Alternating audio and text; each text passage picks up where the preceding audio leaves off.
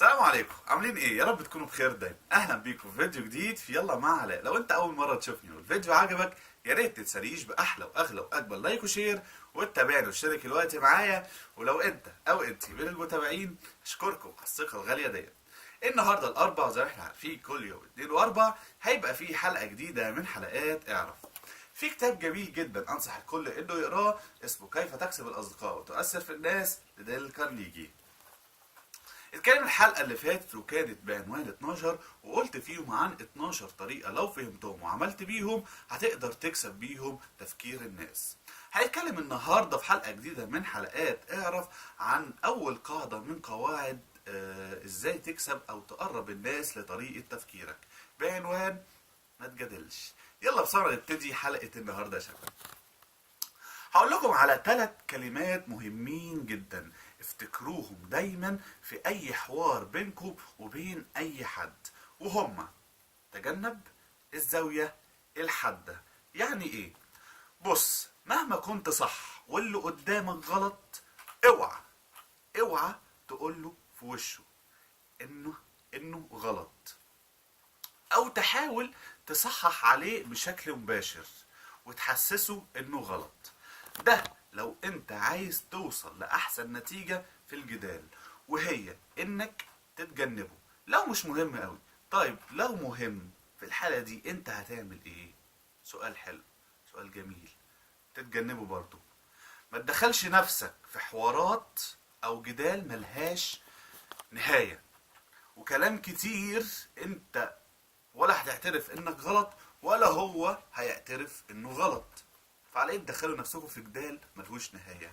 الا اذا كنتوا فاهمين وبتطبقوا القاعده اللي بتقول ان الاختلاف في الراي لا يفسد للود قضيه. وبرضه هتختلفوا، اسمع مني. فلنفترض انك صح وانتصرت عليه وحججه خلصت وحطيته في موقف صعب. يمكن انت تحس انك واو مفيش زيك، ما حصلتش، بس بالنسبة له هتخليه يحس انه اقل منك وتجرح كبريائه، فاكيد هيتضايق من انتصارك عليه. ففي حكمة جميلة جدا بتقول الشخص الذي أرجع على اعتقاده بشيء يظل على نفس رأيه. ففي مقولة رائعة جدا لبنجامين فرانكلين بتقول، هقراها من الكتاب: إذا جادلت وفار صدرك، مش الفار طبعا، أنا عارف الإفيهات اللي هتطلع، يعني خلاص جبت آخرك وعايز تطلع كل اللي جواك، وكنت على خلاف مع الآخرين، فربما استطعت أن تنتصر بعض الوقت ولكنه سيكون نقدا أجوفا، لأنك لن تحصل على رضا خصمك، ومن ثم احسب ذلك بنفسك.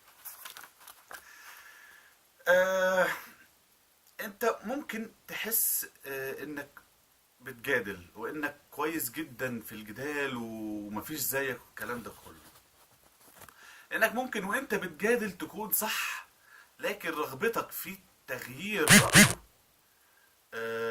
مش هتنجحك او مش هتنجح طريقة تفكيرك ديت. ده هيوصلك او يسويك بعقم الرأي الغلط. كلنا يا شباب بنقابل كل يوم ناس مش بتلاقي نفسها الا لما تبتدي جدال وتبتدي تتفزلك بقى عليك وتبين لك انها يعني ايه اينشتاين وهي ما فيهاش اي حاجه. هما بيلاقوا لذة في كده، هما بيلاقوا انهم بقى ايه فاهمين اكتر مننا، وممكن الكلام ده اصلا يكون كله فيك مش حقيقي.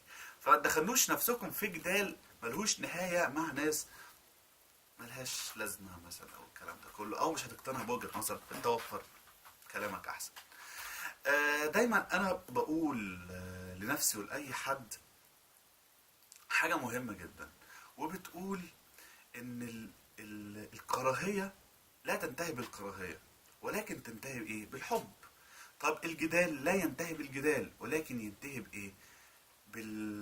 بالتفاهم، بالدبلوماسيه، بالرغبه الحقيقيه انك عايز تفهم وجهه نظر اللي قدامك، مش مجرد عايز تقول له كلمتين عشان تسكته او تاخد منه مصلحه والكلام ده كله. غلط. في مقوله جميله جدا احب اقراها معاكم من الكتاب لبنجامين سوري لابراهام لينكولن، وبتقول: لا يمكن لأي شخص أن يحقق ذاته ويسمو أن يضيع الوقت في خلاف شخصي لا طائل من وراءه. من يفعل ذلك ليست لديه المقدرة على احتمال الشدائد، بدليل أنه يفقد السيطرة على نفسه. دع الأشياء التي حججك فيها مساوية لحجج خصمك. سلم له بالأشياء القاطعة ولو كانت الحجة فيها لك. فلأن أوسعت الطريق لكلب حتى لا يعضك خير من قتله، فقتله لن يفيد في علاج عضته أبدا.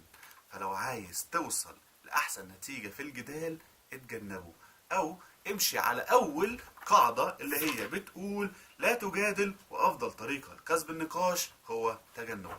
ده يا شباب كان موضوع حلقة النهاردة. أتمنى يا رب ما أكونش طولت عليكم، أتمنى أكتر أكون قدرت أساعد أو أفيد أي حد ولو بشكل بسيط جدا. أشوفكم إن شاء الله يوم الاثنين اللي جاي في حلقة جديدة من حلقات اعرف. بس قبل ما انهي الحلقه احب اقول لكم انتوا مش لوحدكم يا شباب، انا هكون معاكم. مش انا وبس، انا وكل المتابعين هنكون معاكم كل يوم، نتكلم في حاجات كتير ونعمل حاجات اكتر من شانها تدينا الطاقه الايجابيه وتقول لنا هي انتوا مش لوحدكم، كلنا معاكم وربنا معانا. بس المهم انتوا تكونوا عايزين تساعدوا نفسكم عشان احنا نقدر نساعدكم.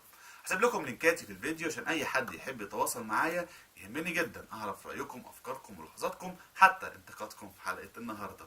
وزي ما بقول في كل حلقه، في ناس كتير وجهات اكتر مراهنه على فشلنا.